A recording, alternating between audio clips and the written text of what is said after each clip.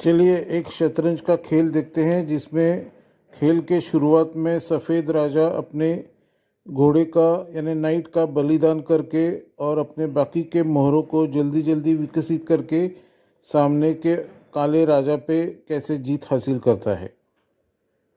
खेल की शुरुआत E2 पॉन को E4 घर में रख के होती है।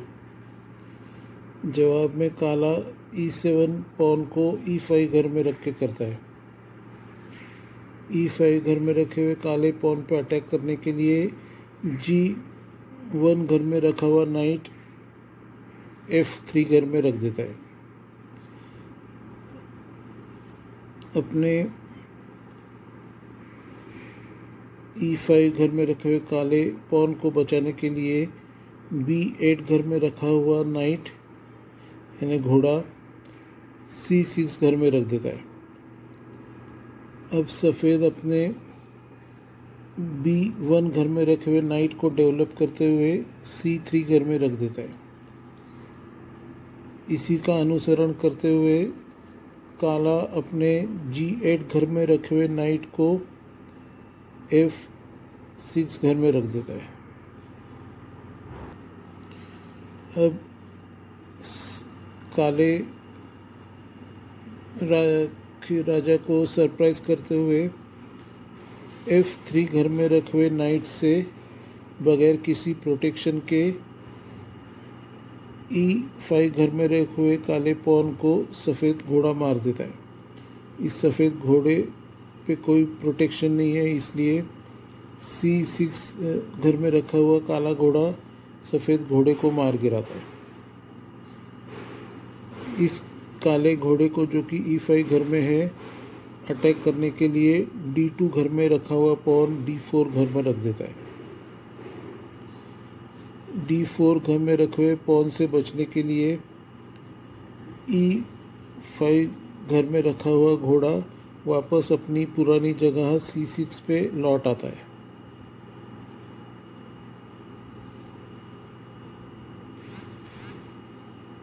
अब D4 घर में रखा हुआ पॉन एक कदम आगे बढ़ाते हुए फिर से C6 घर में रखे हुए काले घोड़े यानी नाइट पे फिर से अटैक करता है।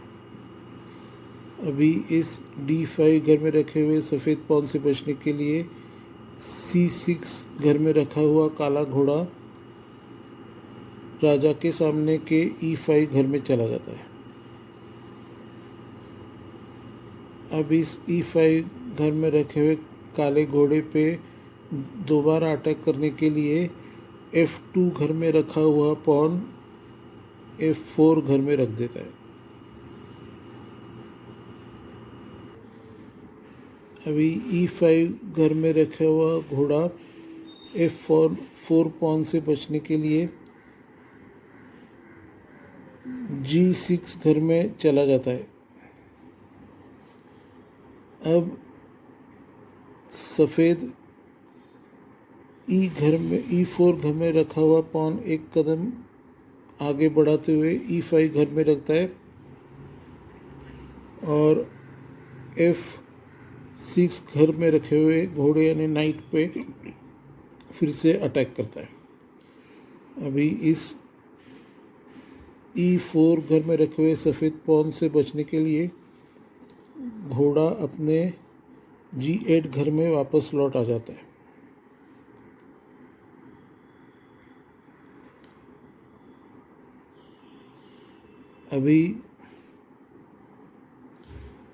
अभी अपने D5 घर में रखे हुए पॉन को एक कदम आगे बढ़ाते हुए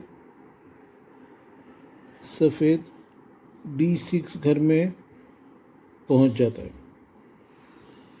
अभी ये आगे बढ़ा हुआ D6 घर में रखा हुआ पॉन C7 घर में रखे हुए काले पॉन से मार गिराता है।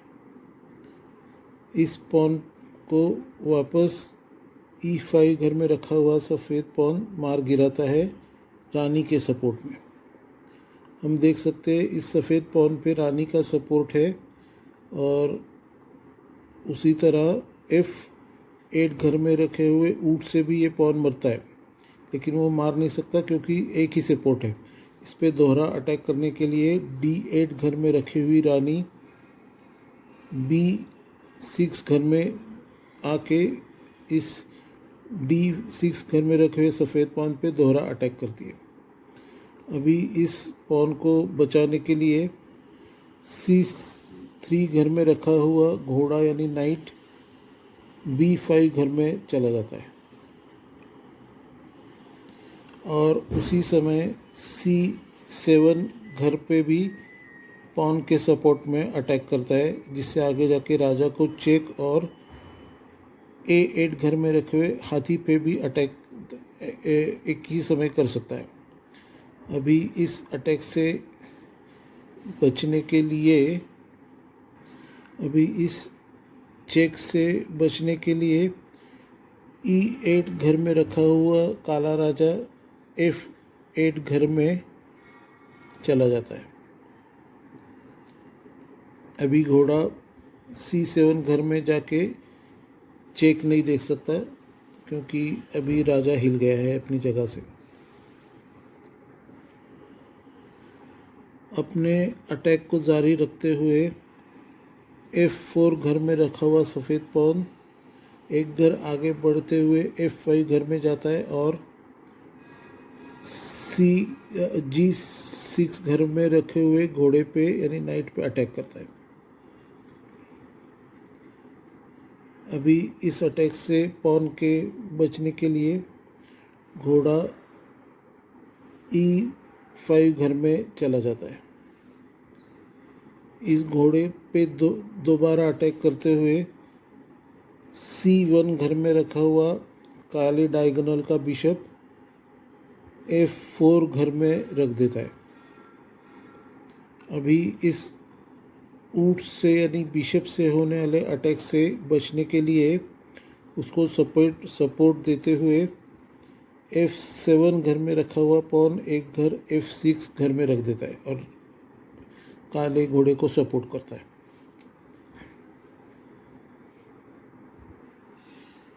अब सफ़ेद चाहता है कि वह क्वीन की तरफ लॉन्ग कैसल मतलब कर ले, जिससे राजा सुरक्षित जगह पे चला जाए।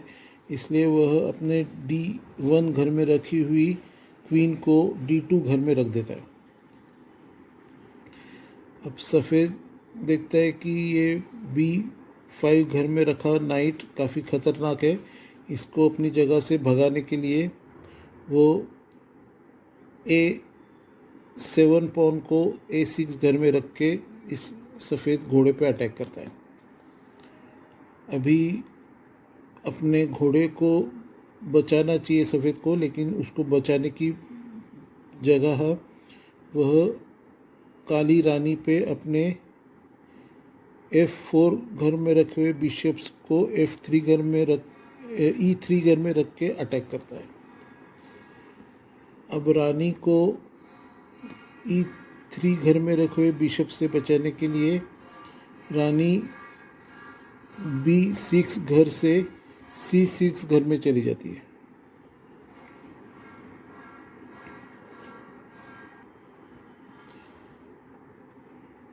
अब रानी क्योंकि अपनी जगह से हिल गई है, इसलिए D2 घर में रखी हुई रानी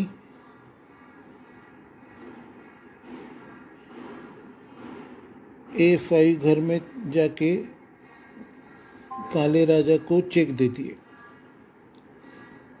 अभी इस चेक से बचने के लिए या तो काली रानी बीच में आ जाए तो वो मर जाएगी सफ़ेद रानी से, और कोई और पर्याय नहीं है। इसलिए काला राजा अपने D8 घर से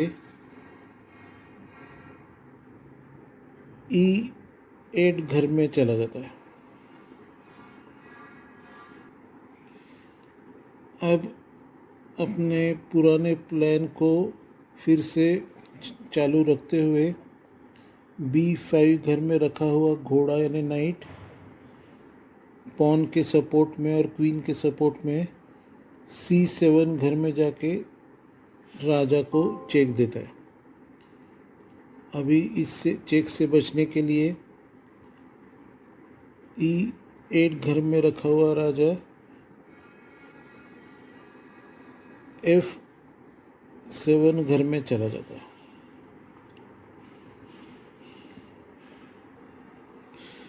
अभी C7 घर में रखा हुआ नाइट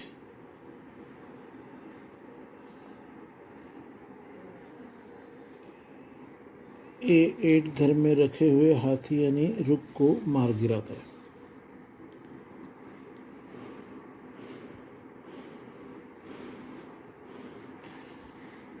अभी चूंकि D6 घर में रखा हुआ पॉन अभी प्रोटेक्शन से नहीं है, इसलिए क्वीन इस पॉन को D6 घर में जाके मार दी थी।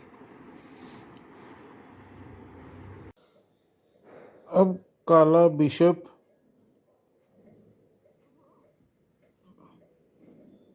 B6 घर में क्वीन के सपोर्ट में डबल अटैक करता है।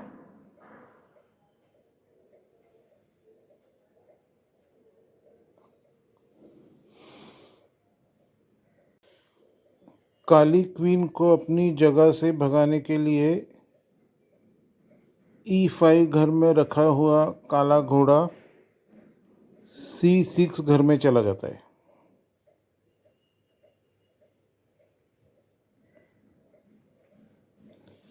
और क्वीन पे अटैक करता है। अभी क्वीन को इस अटैक से बचाने की जगह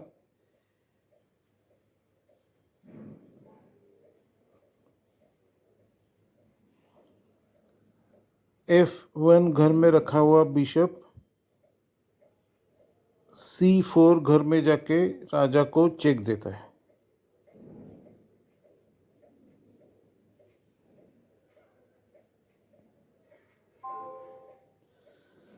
अभी भले ही सफ़ेद क्वीन मर रही है, लेकिन पहले चेक बचाना ज़रूरी है और चेक बचाने के लिए सफ़ेद राजा वापस उसकी E8 जगह में वापस आ जाता है।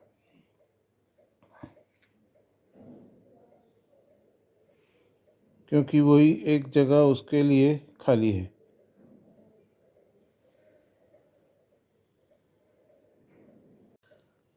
अब सफ़ेद रानी C6 घर में रखे हुए घोड़े या नाइट से बचने के लिए C3 घर में चली जाती है।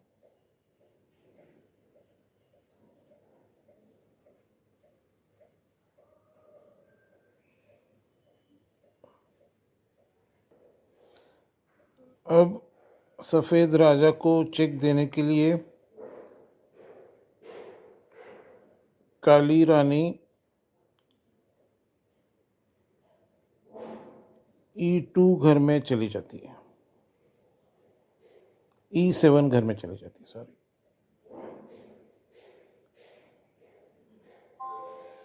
सफ़ेद राजा चेक से बचने के लिए F1 घर में चला जाता है।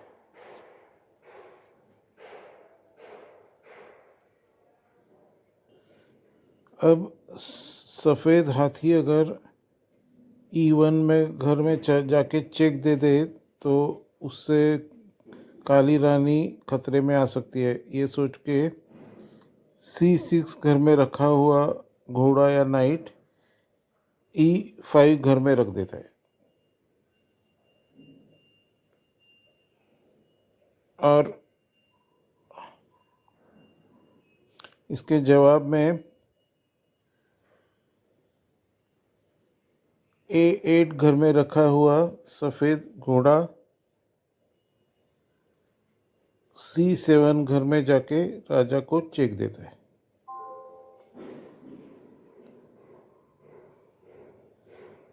अभी इस चेक से बचने के लिए राजा के पास सिर्फ एक ही जगह खाली है, इसलिए वो D8 घर में चला जाता है। इस मौके का फ़ायदा उठाते हुए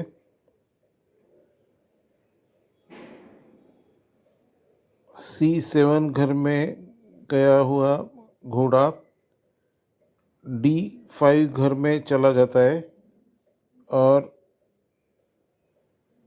क्वीन पे अटैक करता है। साथ में B6 घर में रखे हुए सफ़ेद डायगोनल के ऊँट से काले राजा को चेक देता है। मतलब अभी क्वीन का जाना लाजमी है, वो क्वीन बच नहीं सकती। अब क्योंकि क्वीन बच नहीं सकती है, ये देख के काला राजा रिज़ाइन करता है। धन्यवाद देखने के लिए।